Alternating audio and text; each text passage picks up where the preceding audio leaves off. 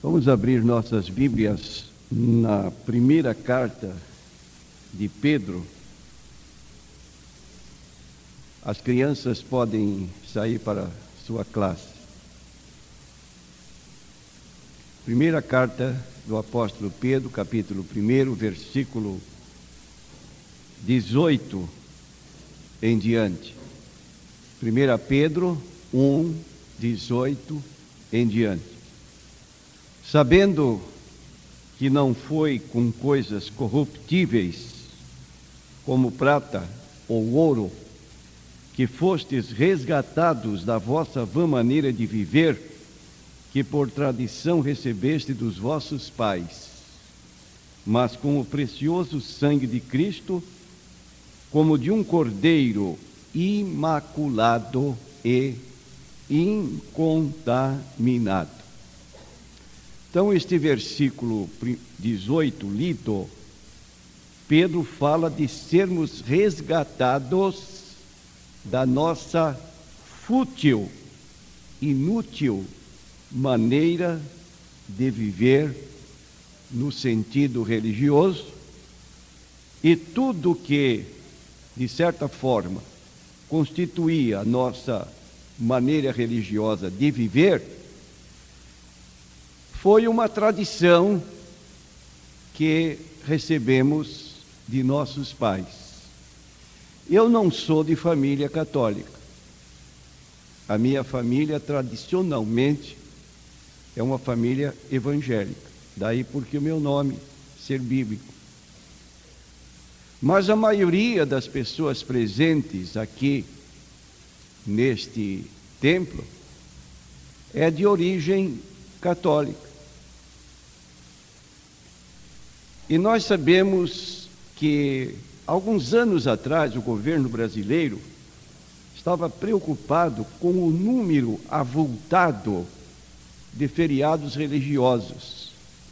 E houve uma certa medida governamental que cortou os feriados religiosos do Brasil, deixando alguns mais importantes apenas, como Natal. É um feriado religioso de caráter muito importante, que se comemora o nascimento de Jesus Cristo, e também este dia de hoje, no qual se celebra esta festa chamada de Corpus Christi. Então, hoje, para o católico tradicional, é uma data tão importante quanto é importante a Semana Santa e, como exemplo, a chamada Sexta-feira Maior. Para o católico, a celebração de hoje de Corpus Christi é tão importante quanto é importante a sexta-feira chamada Maior, Sexta-feira da Semana Santa. Porque o acontecimento que se celebra na Semana Santa também é um acontecimento que se celebra hoje, relativo à pessoa do Senhor Jesus Cristo. Esta palavra Corpus Christi é uma expressão latina que significa corpo de Deus. E dizemos em princípio que a Igreja Católica tem um ensino que é correto, igual ao nosso, é que ela aceita a deidade ou a divindade de Jesus Cristo, que está baseado em João, capítulo 1, versículo 1. No princípio era o Verbo estava com Deus e o Verbo era Deus, e a humanidade de Jesus Cristo que é apontada em João 1:14, e o Verbo se fez carne e habitou entre nós, e vimos a sua glória, como a glória do unigênito do Pai, cheio de graça e de verdade. Ocorre que Jesus viveu aqui na terra 33 anos e meio, ele era, de acordo com Colossenses 2:9, homem e Deus, ou Deus e homem. Paulo diz em Colossenses 2:9, nele habita corporalmente toda a plenitude da divindade. Repetindo, nele habita corporalmente, ou seja, em corpo físico, humano, toda a plenitude. Ele não é parcialmente Deus, ele é 100% Deus que habitava num corpo humano. Morreu, foi sepultado, ressuscitou dentre os mortos, esteve por mais 40 dias aqui na terra, dando provas suficientes da sua ressurreição corporal, como diz Atos 1 e 3, com muitas e infalíveis provas. Ele viveu aqui na terra com os seus seguidores. Por fim, os levou a um alto monte e ele dali ascendeu, subiu para o céu. E hoje nós não vemos Jesus mais fisicamente, corporalmente. Por isso diz o apóstolo Paulo, na sua segunda carta aos Coríntios, capítulo 5, versículo 7, nós andamos por fé e não andamos mais por vista. Sabemos que Jesus espiritualmente, ele está conosco.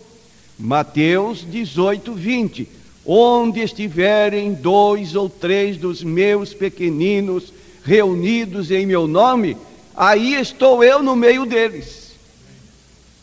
E hoje, então, repetindo, não podemos ver mais Jesus fisicamente. Mas os católicos, e agora entra o que a Bíblia chama, não segundo a tradição que recebeste dos vossos pais. Os católicos não se sentem bem com a ausência corporal de Jesus Cristo e inventaram ou formalizaram através do Papa um dogma, um ensino, um decreto, segundo o qual Jesus ainda pode ser observado fisicamente aqui na terra. Como pode ser observado? Então criaram um dogma chamado o dogma da transubstanciação. É um nome meio difícil de dizer. Dentro deste dogma, deste ensino, se declara que no momento em que o sininho tilinta, quando o padre está com aquela hóstia levantada, e então, naquele momento, se dá um milagre. Aquela hóstia deixa de ser hóstia e ela passa a ser literalmente o corpo, o sangue, a alma, a divindade do Senhor Jesus Cristo, tal qual Ele hoje tem lá no céu. Então, através deste dogma, chamado dogma da Eucaristia, se dá esta literalidade de Jesus poder ser observado através da hóstia. Então, o dogma da Eucaristia diz assim: a Eucaristia é um sacramento que, pela admirável conversão de toda a substância do pão no corpo de Jesus Cristo e de toda a substância do vinho no seu precioso sangue, contém verdadeira, real e substancialmente o corpo, o sangue, a alma, a divindade do mesmo Jesus Cristo, nosso Senhor, debaixo das espécies do pão e do vinho para ser nosso alimento espiritual. Esse dogma, então, foi instituído para dizer que Jesus hoje está corporalmente, fisicamente presente, só que na aparência de uma hóstia depois de consagrado. Irmãos, é tão grande o respeito à fé de uma pessoa católica que quando lhe é colocada na boca aquela hóstia, essa pessoa está proibida de deglutir, de mastigar, mas ela tem que receber esta hóstia e esperar que a saliva derreta aquela hóstia e ela engula sem maiores problemas.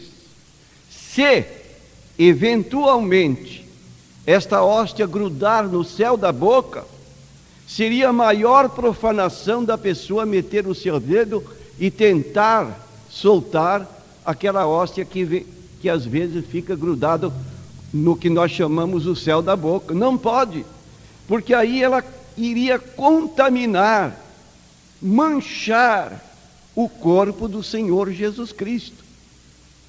E para maior abrilhantamento desta festa, e para reforçar a crença nesse dogma da transubstanciação, naquele momento esperado, quando tilinda o sino, então se dá a conversão daquele elemento material no corpo, no sangue, na alma, na divindade do próprio Cristo, tal qual ele está no céu.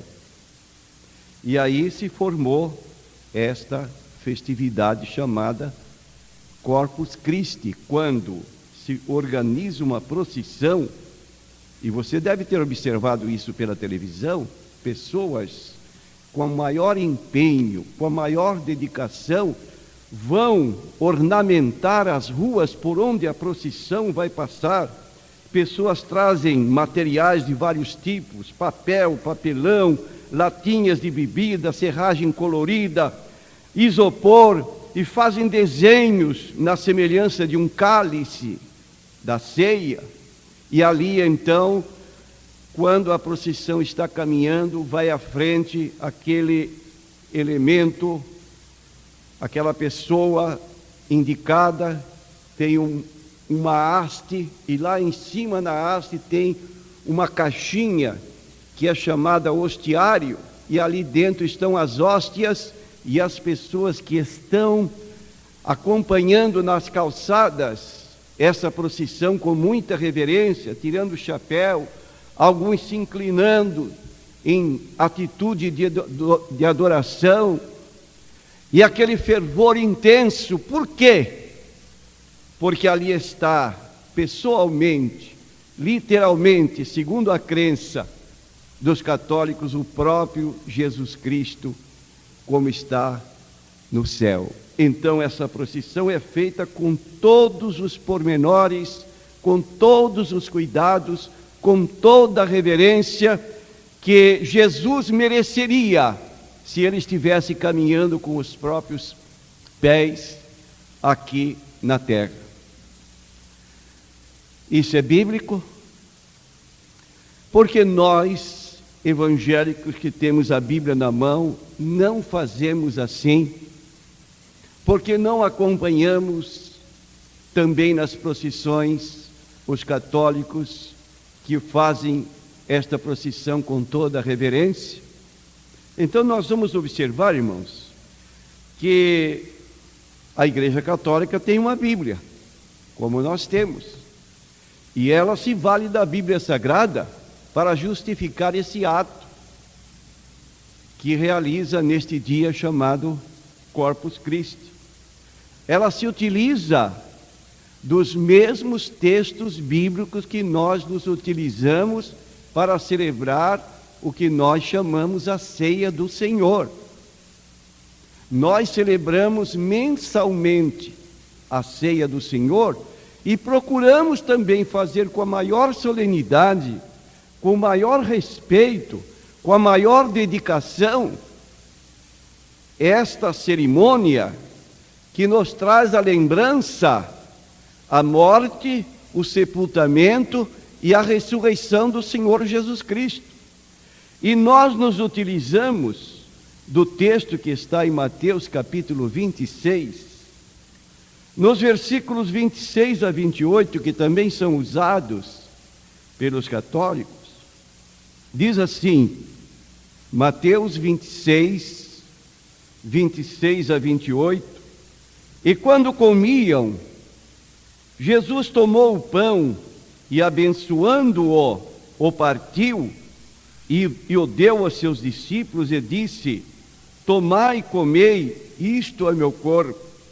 Tomando o cálice e dando graças, deu-lhe dizendo: bebei dele todos, porque isto é o meu sangue, o sangue do Novo Testamento, que é derramado por muitos para a remissão dos pecados. Então as palavras-chave, a expressão-chave que é usada pelo católico, pela liderança, para justificar esse dogma da Eucaristia, é essa expressão que Jesus usou: isto é o meu corpo.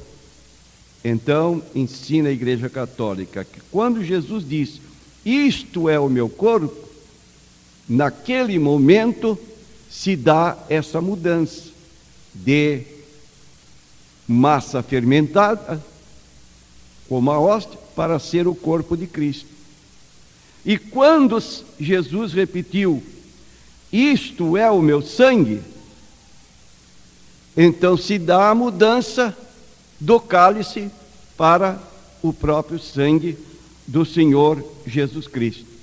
Agora, irmãos, você observe bem, quando Jesus celebrou a ceia pela primeira vez, ele estava fisicamente presente. E ele então pegou o pão e deu. Ora, Jesus estava fisicamente presente. Se realmente aquele elemento, o pão, fosse literalmente o seu corpo, seriam precisos 2 corpos.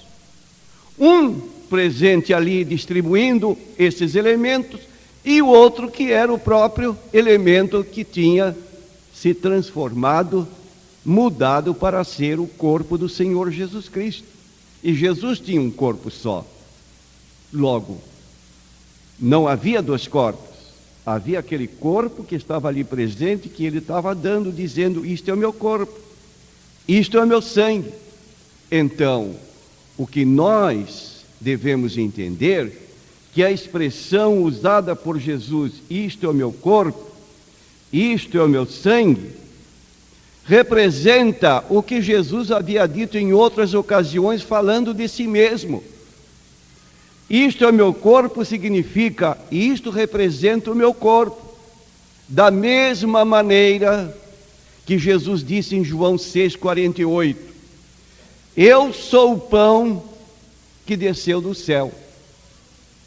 Jesus estava dizendo, eu sou o pão, eu represento o pão. O que o pão é para o corpo como alimento, eu sou este alimento para a alma.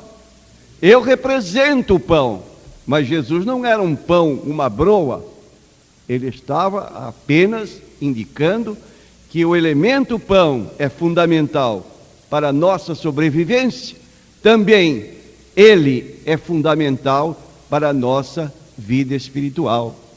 Quando Jesus disse em João 15:1, eu sou a videira verdadeira. Será que alguma pessoa entenderia que Jesus era uma planta, uma videira que produzia uvas? Não. O que Jesus estava dizendo, eu represento a videira, como os galhos não podem ter vida própria se não estiverem ligadas à videira, vós também sem mim nada podeis fazer, mostrando nossa dependência dele, e não que ele fosse literalmente uma planta conhecida como videira. Quando Jesus disse em João 14,6, eu sou o caminho, será que literalmente Jesus queria dizer, eu sou uma estrada? Eu sou uma estrada? Não. O que uma estrada é para conduzir alguém para determinado lugar, eu sou a estrada, eu sou o caminho que conduz ao céu. Ninguém vem ao Pai senão por mim. Então, a expressão que Jesus usou, muitas vezes, eu sou o bom pastor, ele dizia, eu represento o bom pastor. Assim, as palavras de Jesus, isto é o meu corpo, não deve ser entendida literalmente, mas que Jesus é representado pelo pão, Jesus é representado pelo cálice, sem que literalmente se transforme no pão e no vinho. Um outro texto que usa a Igreja Católica é o que está no livro de João, no capítulo 6, também é muito conhecido, versículo 53 em diante. Jesus disse estas palavras que causou escândalo a 70 dos seus seguidores.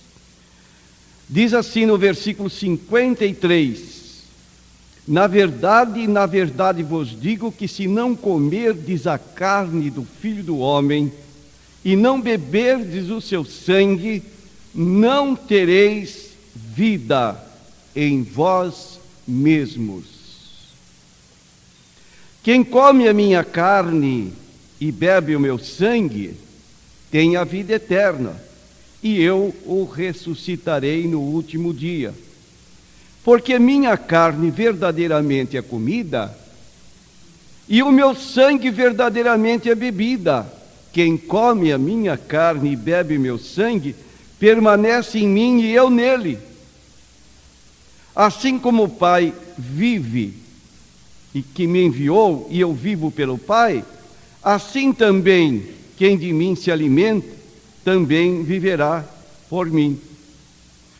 Ora, irmãos, se você entender no sentido literal as palavras de Jesus no versículo 53, se não comerdes a carne do Filho do Homem e não beberdes o seu sangue, não tereis vida em vós mesmos. Quem come a minha carne e bebe meu sangue tem a vida eterna. Se fosse para entendermos literalmente, diríamos que nós teríamos que nos tornar antropófagos. Comer carne humana, beber sangue humano, isso é próprio de bárbaros. Mas gente civilizada não come carne humana, nem bebe sangue humano. E essas palavras de Jesus se tornaram assim tão incompreensíveis para os seus discípulos, que eles disseram, duro este discurso, quem o pode ouvir? E diz que 70 deles já não mais andavam com ele. Mas, meus irmãos, Jesus foi muito específico em mostrar que as palavras que ele estava pronunciando eram palavras que deviam ser entendidas em sentido figurado, espiritual e não literal, como está o versículo 63. O Espírito é o que vivifica, a carne para nada aproveita. As palavras que eu vos disse são Espírito e vida. Então Jesus queria que o entendimento dos seus ouvintes fosse esse, que comer carne, beber sangue de Jesus, não devia ser entendido no sentido literal, mas figurado. Por isso disse, as palavras que eu vos disse são espírito e vida, devem ser entendidas num sentido espiritual e não literal. E é assim que nós estamos nos alimentando do Senhor Jesus Cristo. Tanto é que Pedro, quando ouviu a indagação do Senhor Jesus, quereis vós também retirar-vos? Versículo 67. Pedro tomou a palavra e disse, Senhor, para quem iremos nós? Tu tens as palavras da vida eterna. Então, irmãos, há da nossa parte um sentimento de necessidade tão grande do Senhor Jesus Cristo, porque o temos aceitado como Salvador e Senhor, que não há nada que substitua Jesus em nossa vida. Jesus é fundamental para nós, para nos conceder vida eterna. E nós, irmãos, neste sentido de nossa dependência do Senhor Jesus, fazemos o que vimos fazendo já há muitos anos, como diz 1 Coríntios capítulo 11, a partir do versículo 23 em diante. Nós nos reunimos mensalmente para celebrar a ceia do Senhor. Eu recebi do Senhor o que também vos ensinei, que o Senhor Jesus, na noite em que foi traído, tomou o pão e, tendo dado graças, o partiu e disse: tomai e comei, isto é meu corpo que é partido por vós, fazei isto em memória de mim. Semelhantemente também, depois de cear, tomou o cálice, dizendo: este cálice é o novo testamento no meu sangue, fazei isto todas as vezes que beberdes em memória de mim, porque todas as vezes que comerdes este pão e beberdes este cálice, anunciais a morte do Senhor até que venha. Então o crente celebra mensalmente este ato recomendado pelo Senhor Jesus em Mateus 26 e 28 e se ajusta à orientação traçada pelo apóstolo Paulo. Ao você tomar o pão, você se recorda que o Senhor Jesus está no céu e que aqui na terra este elemento pão, quando partido, nos lembra o corpo do Senhor Jesus partido por nós ali no Calvário. Quando você pega o cálice, antes de ingeri-lo, você se lembra que Jesus derramou seu sangue precioso para a remissão dos seus pecados. E você então fica naquela convicção: a base do perdão dos meus pecados, a base da minha aproximação de Deus, da minha reconciliação com Deus, se deu por meio da morte, sepultamento e ressurreição de nosso Senhor Jesus Cristo. Você traz sempre presente o Senhor Jesus Cristo, não afixado num cordão junto aqui no seu pescoço, mas você traz Jesus dentro do seu coração, como diz Apocalipse 3:20, eu estou à porta e bato. Se alguém ouvir a minha voz e abrir a porta, eu entro em sua casa. E meus irmãos, Jesus dentro do coração faz milagres. Jesus fora do coração é apenas um símbolo, sem poder resolver problema nenhum, porque está ali pregado numa cruz, inerte, sem poder realizar nada. Então, meus irmãos, vamos ter presente este ensino e aprender com os católicos. Aquela reverência que demonstram nesse dia, chamado Corpus Christi, que nós tenhamos sempre que vamos na igreja celebrar a ceia do Senhor, sabendo que Jesus está espiritualmente, mas corporalmente nós não o vemos mais, ele está no céu, sentado à direita do Pai, de onde virá para buscar a sua igreja. Amém.